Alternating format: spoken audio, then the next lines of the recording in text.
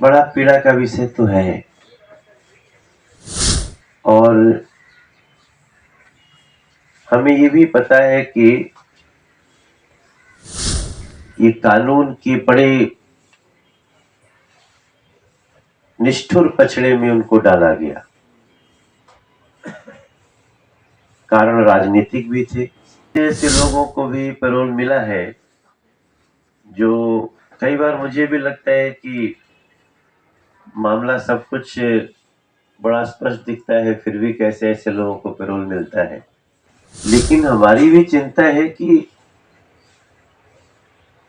कानून की तो दृष्टि बहुत लंबी होनी चाहिए, फिर भी कैसे इसमें कोई राहत नहीं मिली। 2 लोग 4 लोग कभी कभार मिले हैं हमको, कहीं रास्ते में मिल गए या कहीं कार्यक्रम में गए तो वहां मिल गए, लेकिन इतना डिटेल में पहली बार हमको ये विषय मेरे ध्यान में लाया जा रहा है। वैसे मैं आपको बताऊं कि मैं स्वयं जब जब सुनता हूं, मैं बड़ा पीड़ा में भी होता हूं, बड़ा चिंतित भी होता हूं। एक बार कुछ लोग मिले थे, 2-4 लोग, तो मैंने कहा कि हमें वकीलों की टीम से एक बार मिलवाइए, लेकिन फिर भी वो संभव नहीं हो पाया।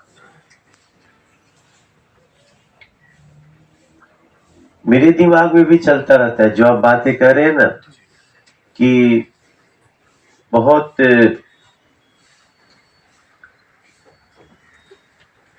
ऐसे ऐसे लोगों को भी पैरोल मिला है जो कई बार मुझे भी लगता है कि मामला सब कुछ बड़ा स्पष्ट दिखता है, फिर भी कैसे ऐसे लोगों को पैरोल मिलता है। और मैं प्रत्यक्षतः तो अभी बापूजी से नहीं मिला, लेकिन मैं 3 बार उनके समागम में गया हूं, जब मैं बहुत शुरुआती समय की बात है, दूर से सुना हूं। बड़ा पीड़ा का विषय तो है। और हमें ये भी पता है कि ये कानून के बड़े निष्ठुर पछड़े में उनको डाला गया। कारण राजनीतिक भी थे और इतनी बुरी तरह से उस समय की सरकारों ने इसको लगाया। लेकिन हमारी भी चिंता है कि कानून की तो दृष्टि बहुत लंबी होनी चाहिए, फिर भी कैसे इसमें कोई राहत नहीं मिली। और बापूजी के 450 आश्रम, 1400 समितियां, 21,000 बाल संस्कार केंद्र, 20,000 युवा सेवा संघ, सैकड़ों गुरुकुल वो राष्ट्र उत्थान देश उत्थान के कार्य में लगे हैं। और मोदी जी अनभिज्ञ नहीं है, अमित शाह जी अनभिज्ञ नहीं, गुजरात से बिलोंग करते। बापूजी भी कई बार बापूजी के आश्रम में दोनों महान विभूति गई हैं। तो आज हम सबको ये सुनने को मिलता कि तुम्हारे बापूजी अंदर क्यों हैं, अब तो मोदी जी की सरकार है, बापूजी को बाहर आ जाना चाहिए।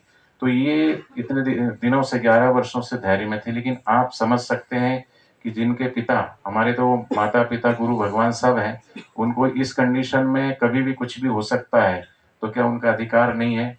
बार बार उनको सेशन कोर्ट से हाई कोर्ट, हाई कोर्ट से सुप्रीम कोर्ट, सुप्रीम कोर्ट से फिर वापस हाई कोर्ट, तो उनको इलाज तक करने के लिए एक दिन की भी मोहलत नहीं दी जा रही, जो उनका संवैधानिक अधिकार है। तो इतना अन्याय क्यों हो रहा है? तो आज हम जगह जगह पर ये पीड़ा लेके, व्यथा लेकर के जा रहे हैं, उम्मीद की कहीं से किरण मिले उनको कि बापूजी को कम से कम इस कंडीशन में इलाज कराने के लिए कम से कम पैरोल मिलना चाहिए।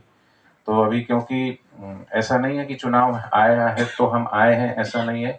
हमारा तो हमेशा से बापूजी का पूरा, अभी आप ऑन रिकॉर्ड वीडियो सब देख सकते हैं, क्योंकि जगत गुरु शंकराचार्य जी को 2004 में फंसा दिया गया था कांग्रेस सरकार के द्वारा।